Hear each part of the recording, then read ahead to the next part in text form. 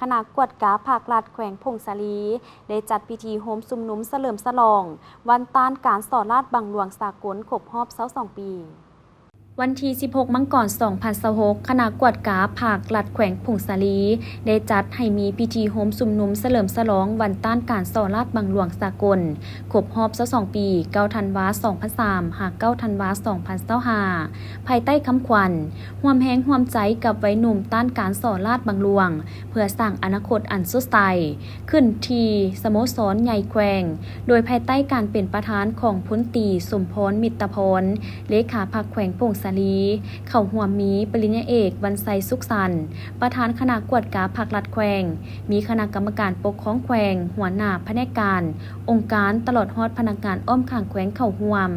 พลตรีสมพรมิตรพรได้กล่าวว่าการส่อราษฎร์บังหลวงแม้นอาชญากรรมหนึ่งที่เกิดขึ้นในกงจักรการจัดตั้งของรัฐเอกชนและสังคมเป็นภัยอันตรายที่ส่งผลกระทบสร้างความเสียหายและกดหน่วงทวงดึงอย่างให้แหงต่อการพัฒนาเศรษฐกิจสังคมของประเทศต่างๆบ่ว่าจะแม่นประเทศน้อยหรือใหญ่ประเทศทุกข์ยากหรือห่างมีก็ล้วนแต่มีผลกระทบเช่นเดียวกันการส่อราษฎร์บังหลวงยังเป็นภัยข่มขู่และบั่นทอนต่อเสถียรภาพทางการเมืองประสิทธิภาพในการเคลื่อนไหวความเชื่อมั่นของสังคมต่อองค์การอำนาจรัฐก็คือการจะตั้งทุกขั้นของรัฐพาให้เกิดมีความบ่สงบความบ่เสมอภาพและความบ่ยุติธรรมในสังคมสำหรับสปป.ลาวโดยเห็นได้ผลสะท้อนอันใหญ่หลวงและภัยอันตรายที่ร้ายแรงของการส่อราษฎร์บังหลวงคือดังกล่าวศูนย์กลางภาคสภาแห่งชาติและรัฐบาลลาวย้ำใดก็ถือสำคัญและเป็นหน้าที่ความรับผิดชอบของตนพร้อมทางได้เอาใจใส่อย่างใกล้ชิดต่อการสกัดกั้นและต้านการส่อราษฎร์บังหลวงโดยถือเอาเวียกงานนี้เป็นหน้าที่และความรับผิดชอบโดยกงของภาครัฐและการจัดตั้งทุกขั้นได้มอบให้องค์การกวดกาแห่งรัฐและองค์การต้านการส่อราษฎร์บังหลวงส่วนกลางก็คือองค์การกวดการัฐและต้านการส่อราษฎร์บังหลวงแต่ละขั้นเป็นเสนาธิการให้แก่ภาครัฐในการติดตามกวดกาสกัดกั้นและต้านการส่อราษฎร์บังหลวงตามกฎหมายและระเบียบการที่ได้กำหนดไว้ภายใต้คำขวัญร่วมกันต้านการส่อราษฎร์บังหลวงเพื่อสร้างอนาคตที่สดใสและโปร่งใสพร้อมกันนั้นก็ได้ส่งเสริมให้ทุกภาคส่วนในสังคมเป็นเจ้าการเข้าร่วมอย่างตั้งหน้าในการต้านการส่อราษฎร์บังหลวง